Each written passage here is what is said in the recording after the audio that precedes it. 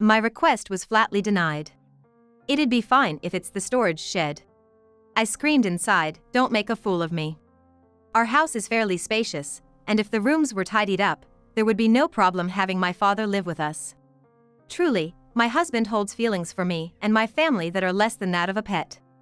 Well then, I will sincerely clean up the storage shed and renovate it.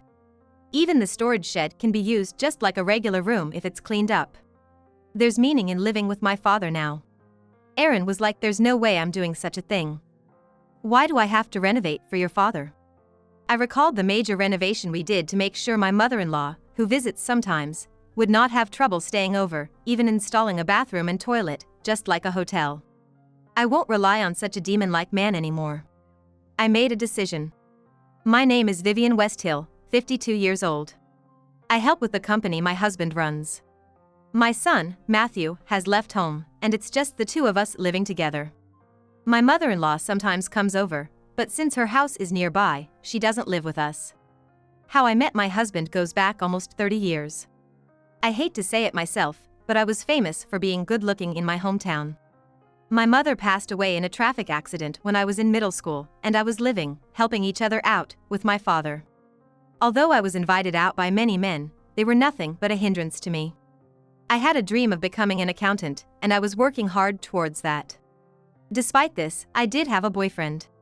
I had a boyfriend of the same age, and we would secretly call each other and go out to eat after part-time. Though I was popular, I had no intention of dating anyone else, and never did. The only people I could let my guard down with were him and my father. He alone appreciated not my appearance but my seriousness and true strength, among other aspects of my personality and way of thinking. I think we would have become a couple even if I wasn't same appearance. That was the kind of relationship we had. However, one day everything changed. When I returned home, an unfamiliar family of 3 was in my house. Seeing me, my father made a troubled face. I must have been more surprised. An unknown family introduced themselves like, "We are the Westhills." Hearing the name Westhill made it click. A famous rich family in town. I wondered why they were in my house. "Welcome home, Vivian. Mr. Westhill here wants to take you as his wife." I was so shocked that everything went white before my eyes. A wife? Marriage? What are you talking about? I had never seen these 3 before. Everyone knows they hold significant influence in town as a wealthy family. Yet, the talk of me becoming a bride was unbelievable. "Nice to meet you, Vivian. Our Aaron has fallen for you at first sight. He insists on having you as his wife." My would-be father-in-law began speaking. Though it felt unreal being talked about like that, they didn't disappear no matter how many times I blinked. Even being told such a thing, I've never met him before. "So why do I have to marry your son?" "Well, you see, your father owes a large amount of debt.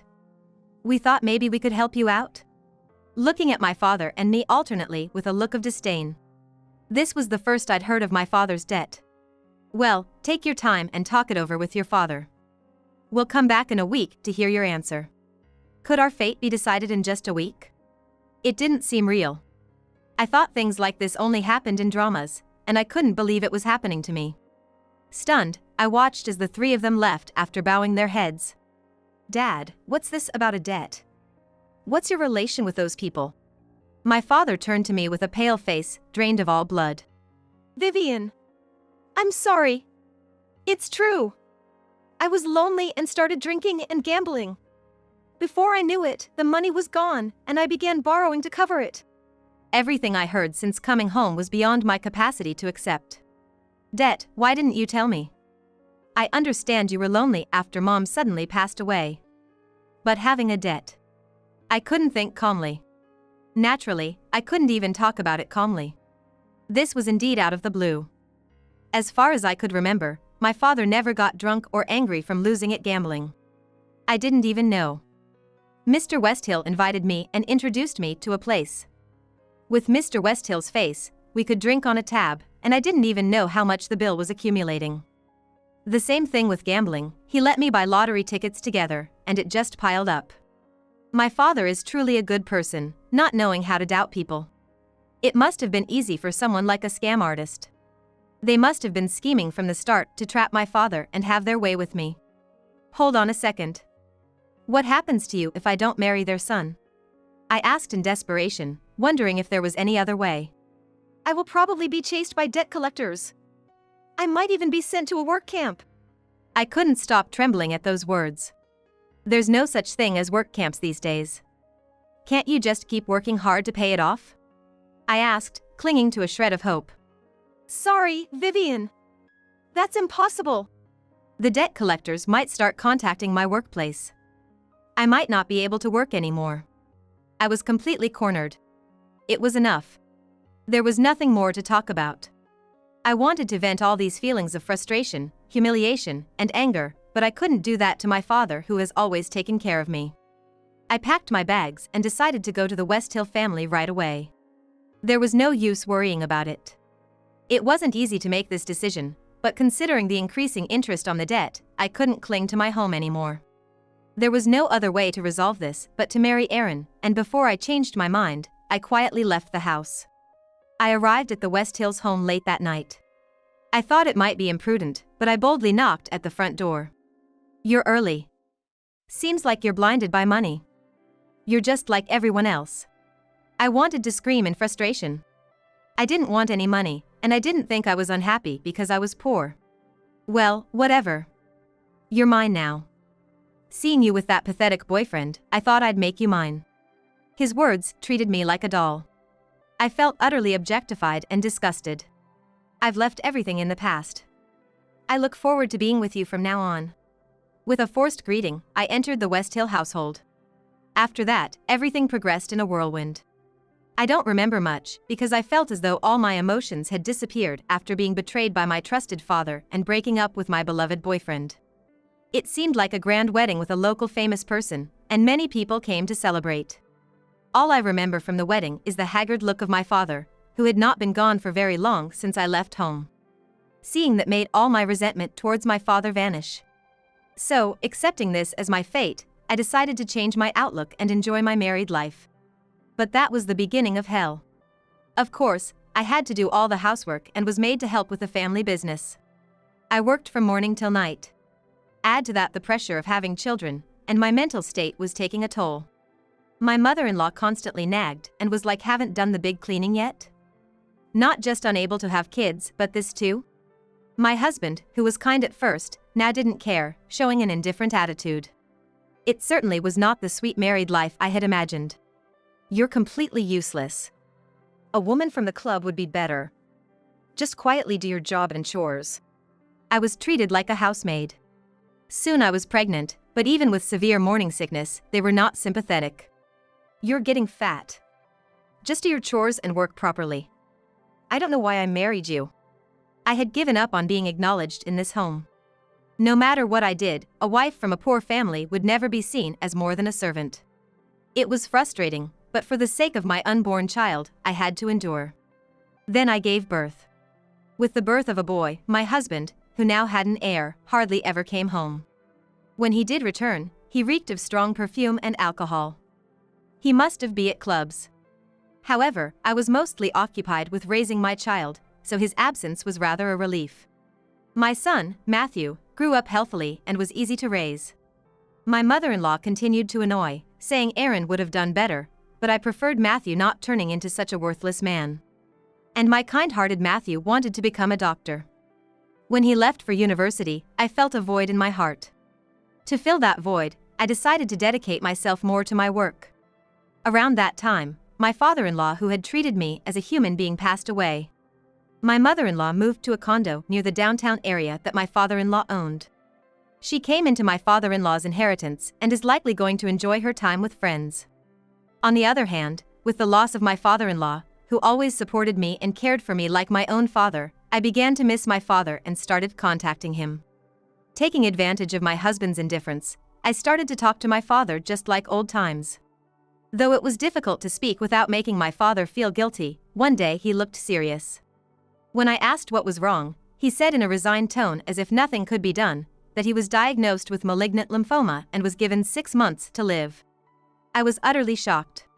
No way, Dad. That can't be. You're so lively, it's impossible that you only have half a year left. just when we could finally be like a father and daughter again. I can't bear the thought of never seeing you again.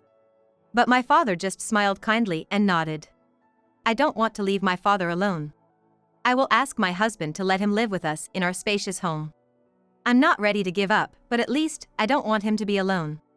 My father said he was happy just hearing those words and left with a gentle smile. For the first time since getting married, I decided to confront my husband. That night, as usual, he came home drunk, with the smell of perfume. Seeing me awake and waiting for him, he looked startled. What's the matter?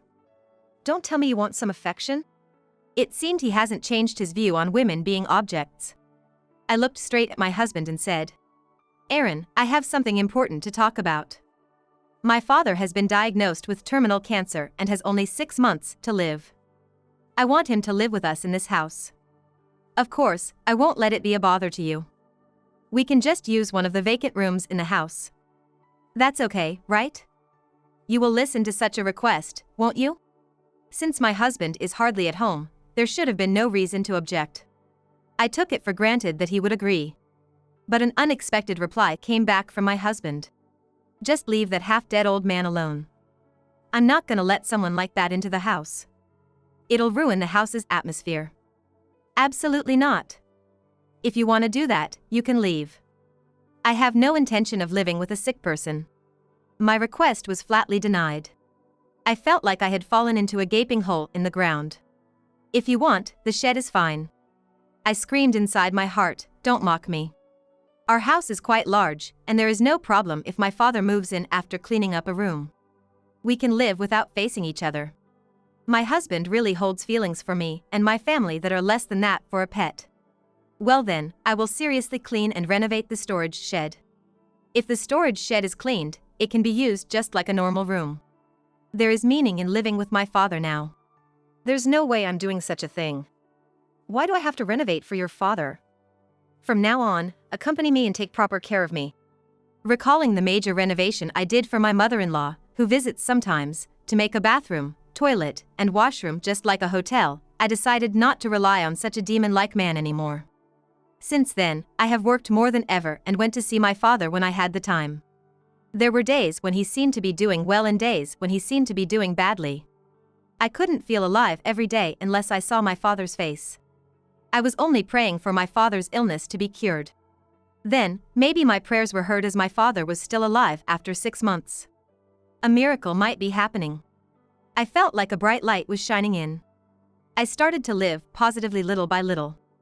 About half a year after my father's confession, my husband came back with a pale face. I sensed that something serious had happened because my husband had never come back early since we got married. Hey, sit down. I have important news. I was told that I have cancer and my life expectancy is short. Come to think of it, my husband had been looking pale lately. I thought it was due to drinking too much alcohol or lack of sleep. Strangely, I was not shocked. It was completely someone else's problem. Besides, everyone should take care of themselves. Oh, you were like leave that half-dead man alone, right? I'll do just as you said. You were like if you say so, then leave. As you said, I'm leaving. Oh yes, I've found a lawyer for our divorce matters. I left the room without looking back. I decided to leave suddenly, but I did not regret it at all. You don't have a penny, do you? Where do you think you're going leaving this house? You won't be able to live a luxurious life like you have been. You have been living on everything I have worked hard for. You inhuman. Does he still think that I have been living in this house for money? I had been brainwashed by my mother-in-law and husband's verbal abuse, thinking that I had to be here to protect this house. Since hearing my father's terminal diagnosis half a year ago, I have woken up and started thinking that I can't go on like this. Since then, I have been preparing my mind to get divorced and leave the house at any time. I've worked so hard for you. Are you a demon, leaving me behind like this? Don't you have even a shred of gratitude towards me? Although my husband continued to shout something in the background, it had nothing to do with me. I never wanted a wealthy life. Being able to eat 3 meals a day and having a place to sleep was all I needed. I returned to my room, packed only the essentials into my suitcase, and left the house. Whether my husband was in trouble or not, it didn't matter to me. I sent the email I had drafted noticing my resignation to the president straight away. I wanted to settle everything regarding my husband and the Westhill family. I had been supporting him since he barely worked, but this was the end. In fact, since discussing my father's situation half a year ago, I had been in contact with a divorce specialist lawyer introduced by the company's advisory lawyer. I talked about everything regarding our nearly 30-year marriage, starting from events before our marriage. The lawyer just nodded, quietly listening to my story. However, when I mentioned that I had been working for the family business without pay, he was genuinely surprised. It would amount to hundreds of thousands of dollars in salary. After finishing my story, he was immediately like the divorce should be easy. I also had taken photos of emails from women, and had noted down serious moral harassment, providing plenty of evidence of my husband's fault. Of course, since I got a smartphone, I had also recorded his verbally abusive remarks. That was enough, but the lawyer also brought me photos of my husband's infidelity for free. He promised that everything would go well even if I didn't do anything, telling me to feel like I was on a big ship. So, I didn't need to answer the angry calls from my husband, and the lawyer would solve everything just by me throwing it all onto him. I was naturally walking with a smile. Among the angry calls from my husband, there were, of course, calls from my mother-in-law. She was probably like, "Are you planning to abandon everything and leave when my adorable son is in trouble? If her son is so adorable, she should take care of him herself. It would be fine for her to return to that house whenever, as a luxurious room, looking like a show home, is prepared for her. But it seems one reason she is panicking is that the company started by my father-in-law is falling apart. Without me, who had been supporting them, and a nearly decorative president who can't steer the company due to illness, things are not going well. My mother-in-law, who has only helped in the initial stages, is useless in the company, unable to even make copies. Even if she shouts and yells, she can't unify the employees and make them look in the same direction. Some colleagues have contacted me, asking me to come back, but I had no intention of devoting myself to the company anymore. Given that, although the company had been cherished as a local one, the number of clients will steadily decrease. I loved my father-in-law, and I felt sorry for letting the company he worked hard to grow decline, as if I were the main culprit. That being said, I think if my husband and mother-in-law had worked as hard as my father-in-law, this wouldn't have happened. I probably wouldn't have quit, and Matthew would have likely considered taking over the family business. On top of that, my husband not only did hardly any work at the company but also seemed to be constantly hitting on female employees and inviting them for affairs. It was suspicious when many female employees resigned. It seems that the women who had unpleasant experiences are planning to sue the company for sexual harassment. Now my husband has to settle all the mess he made in his life. Couldn't happen to a nicer guy. God is watching. You get punished for doing bad things. I want my husband and mother-in-law to be properly punished so that those who have worked honestly do not look foolish. As if that wasn't enough, the company was accused of tax evasion by the IRS. Totally by accident, while my lawyer was investigating, several questionable points were found in the accounts. Upon further investigation, suspicions arose that my husband had been embezzling money. Looking back, it was strange that he had so much money to play around with. There wasn't such a high salary for him when I was helping with the accounting. I was too indifferent about my husband. I didn't notice the discrepancy between his income and expenditure. If I had thought about where all the play money was coming from, I would have understood. I vaguely felt that because he was so rich, it was fine to spend as much money as he wanted. In reality, he had been squandering the company's money, and even my salary, which he had transferred to his own account, seems to have been used up by him. Kickbacks for orders, bribery to companies, making decisions for his own benefit rather than for the company, he had dipped his hands in all kinds of evil deeds taking advantage of the lack of supervision. Tax evasion and special embezzlement, my husband's crimes are not just one. I don't know whether the court's judgment will come out first or if my husband will run out of life first, but I want him to atone for as much as possible. I also started looking at the books half a year ago and copied them to ensure that evidence is not erased, and submitted them to the IRS. The fact that I had been studying to become an accountant came in handy here. To fill the payment gap even a little, my husband sold the company to a major corporation and also sold the large mansion. Because of the rush to sell, it was bought for a song. My mother-in-law is also selling her condo to pay me and the IRS, and they are living in a small apartment complex together. Rumor has it that he has several children from affairs, and payments for child support to the affair partners are also in arrears. He should at least have used contraception properly, but he probably assumed that affairs and illegitimate children were a man's privilege. He might have life insurance, but will that be enough? Even though my mother-in-law is elderly, she seems to have started working because she has to earn money for her son's medical and living expenses.